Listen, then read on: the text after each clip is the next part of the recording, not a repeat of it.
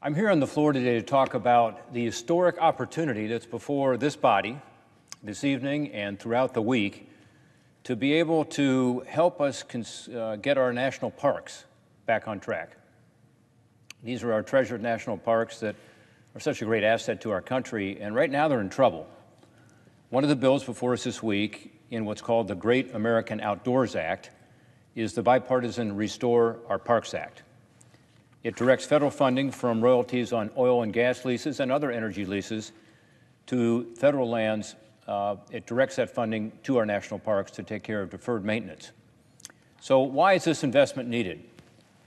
Well, thanks to the wisdom of Teddy Roosevelt, who had the foresight to set aside and preserve some of our most spectacular land for public use, and thanks to so many friends of the parks who have followed, America's national parks are without equal.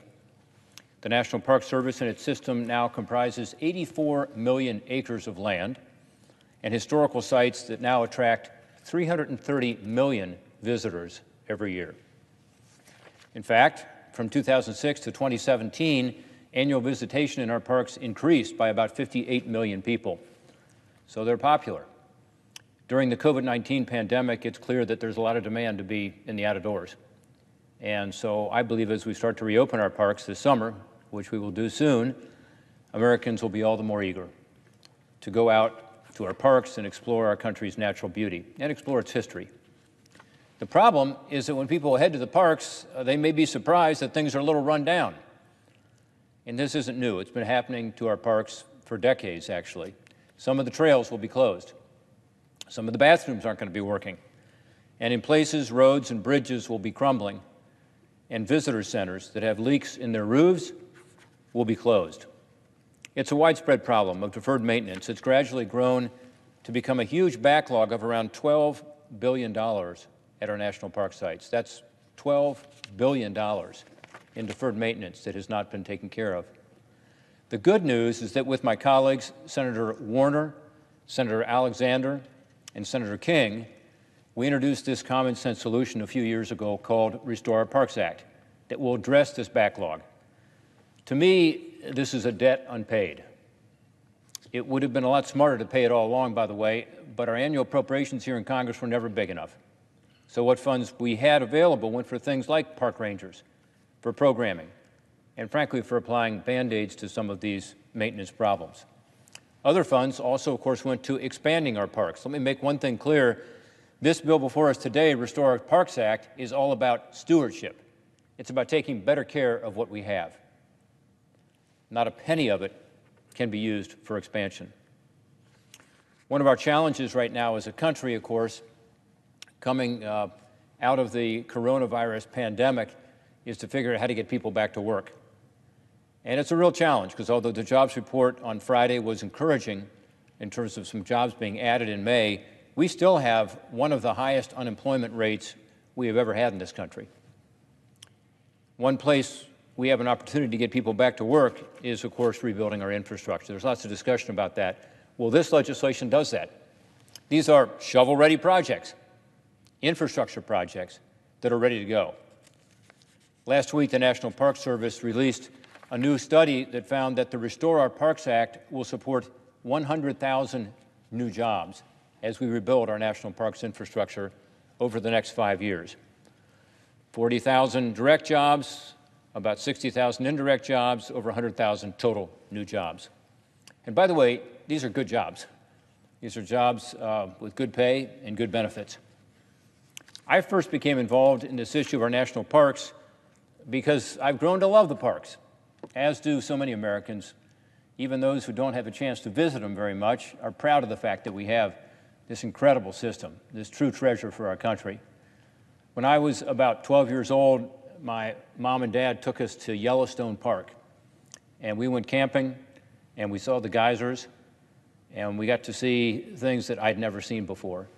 Just this spectacular park in the West and the amazing park system that we have in this country just continues to be something that I'm so proud of.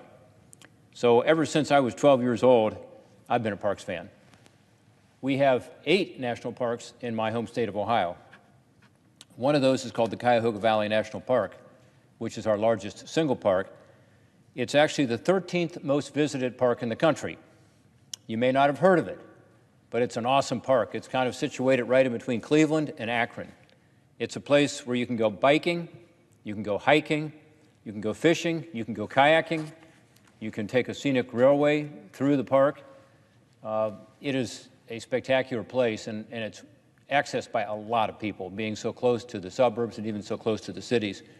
It's not a typical park out in the rural area. It's a park that's really right up against the suburbs and close to the cities. I'm proud to be one of the 2.7 million visitors a year that goes to Cuyahoga Valley National Park to take advantage of all those things I talked about. In addition to these larger parks, our park system also includes a lot of other sites. One in Ohio example, in my hometown of Cincinnati, is the boyhood home of President William Howard Taft, who was both president and Chief Justice of the Supreme Court. Like everywhere else in our park system, all these sites are getting run down. Why has this happened? Well, again, because every year we appropriate funding for the operations of the park, for nature programs, for rangers, for day-to-day operations and activities, but we haven't provided enough money to provide for these maintenance needs. Think about it in terms of your own family or your own home or your own business. Taking that big step and making those capital improvements is a big, big cost, and we don't budget for that here very well. So we've allowed these maintenance projects to build up, meaning a lot of buildings, a lot of infrastructure, roads, bridges, water systems are deteriorating to the point that a lot of them are really completely unusable. I've seen this firsthand as I've visited our Ohio parks. Here's a couple photos of some of the visits we've made. I go there to Cuyahoga Valley National Park frequently, as I said, and there's always a lot of school field trips, a lot of hikers, a lot of other visitors. It's a great park, but it needs about $50 million in repair, just that one park, Cuyahoga Valley National Park. The railroad track is in such bad repair, and it's behind me here, that it's dangerous, or would be soon, to go on that scenic railroad. So we've got to fix the railroad tracks. Some of the trails have been falling apart because of erosion. An $11 million budget is the annual budget for that park, Cuyahoga Valley National Park. Again, the 13th most visited park in the country, and yet they've got a $50 million backlog, $50 million backlog. So it's just not sustainable. I also visited the Perry Monument a couple of times in the last couple of years, including last summer. Perry's Victory and International Peace Memorial is on the shores of Lake Erie. It honors those who fought in the Battle of Lake Erie in the War of 1812, which was such a critically important battle to our victory. It also celebrates the long-lasting peace between the UK, Canada, and the United States. So it's an important historical marker. There I saw some of the $48 million in long-delayed maintenance needs at that site, which includes millions in needed repairs to a concrete seawall. Here's the seawall. You can see some of the damage to it. There's also sinkholes behind me here. We have to repair that seawall, but boy, it's a big cost. But if you don't repair it, you continue to have other damage, including to the road behind me, and obviously people are not permitted to go near the lake there. So $48 million, that's a lot for that small memorial, small national park. The visitor center there also needs upgrades. It needs to be made ADA accessible, as an example, Americans with Disability Act. Again, the budget for that park is minuscule, but the maintenance needs are huge. And it's not just our outdoor spaces that need work. The past 2 years, I've visited the Taft home in Cincinnati, where President William Howard Taft was born and raised. The house is still in pretty good condition, but there are infrastructure upgrades that got to be made. Repairing the roofs, repairing some of the woodwork. You can see the roof here and some of the mold. And when you don't repair the roof, what happens? The roof leaks, and the walls get moldy, and the floor begins to couple. So whether it's your house or whether it's our national parks, that's what's happening. We've got to do this in order to ensure that the costs don't expand even further, which is what happened. Again, in your own home, if you don't fix that roof, you've got just all kinds of other problems, and they compound. And the compounding problem in our national parks is not just $12 billion. If we don't address it, it will grow to be much greater than that. The longer we wait, the more expensive it gets. The same story is true with all of our parks all around our country. And it's time for us to fix it. By the way, people have asked me, well, how do you know what the most urgent needs are? Because we require the parks to keep it. We require them to tell the United States Congress every year what are their highest priority needs, spell it out, and in specific terms, what would be needed, what the cost is, what the repairs would, how long they would take, and so on. This is why I say that they're shovel-ready, because we know what these projects are. Here's the deferred maintenance costs in Ohio, as an example, just for Ohio. Again, totaling $114 million. Here's the Perry's Victory Memorial at $48 million. Here's the Cuyahoga Valley National Park at almost $52 million. And again, at some of our bigger parks around the country, the costs are even higher. So this is an opportunity for us to do the right thing by these treasures that we have, to make sure they don't continue to deteriorate. This is where our Restore Our Parks Act is so important to pass. As I said earlier, it's going to support more than 100,000 jobs and cut into that maintenance backlog. What's even better about this legislation is taxpayers aren't the ones footing the bill.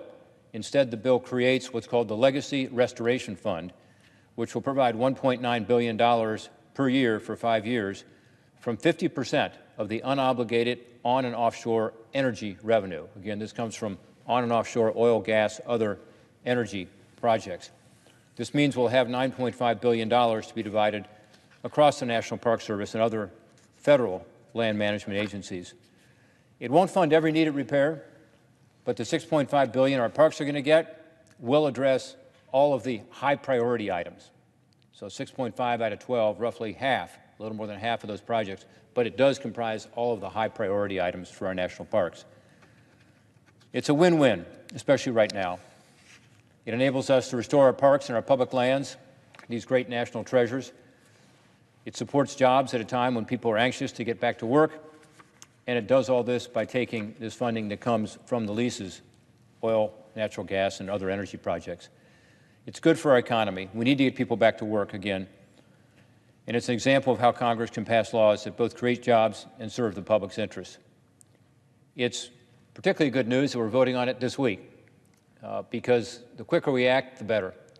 And I want to thank Majority Leader Mitch McConnell for allowing us to bring this to the floor. I want to thank my colleagues on both sides of the aisle who have worked so hard on this legislation. Specifically, I want to thank Senator Warner, who came up with this great idea of shifting the funding from the oil, gas, and other energy projects, some of these royalty monies, into this particular project. I've worked for years on parks.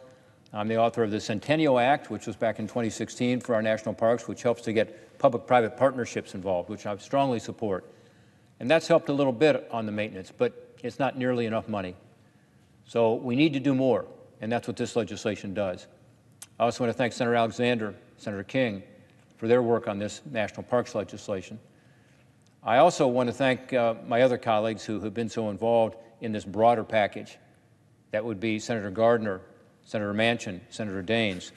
That's the Great American Outdoors Act, and helping to put that together. This is the right thing to do for our country at the right time. I want to also say that the Trump administration strongly supports this legislation, and that's been really important, too, to get it in the budget, to be sure that the Office of Management and Budget, where I used to serve, is on board, because the funding here is not our typical appropriations funding, and I thank them for that. I thank President Trump for helping us to ensure that this can come to the floor today and can actually get passed by the United States Congress and then signed into law. Let's do it. On a bipartisan basis, let's do something positive this week to move our country forward, to create more jobs, and to ensure that our wonderful national parks are there for future generations. Thank you, Madam Chair, and I yield back.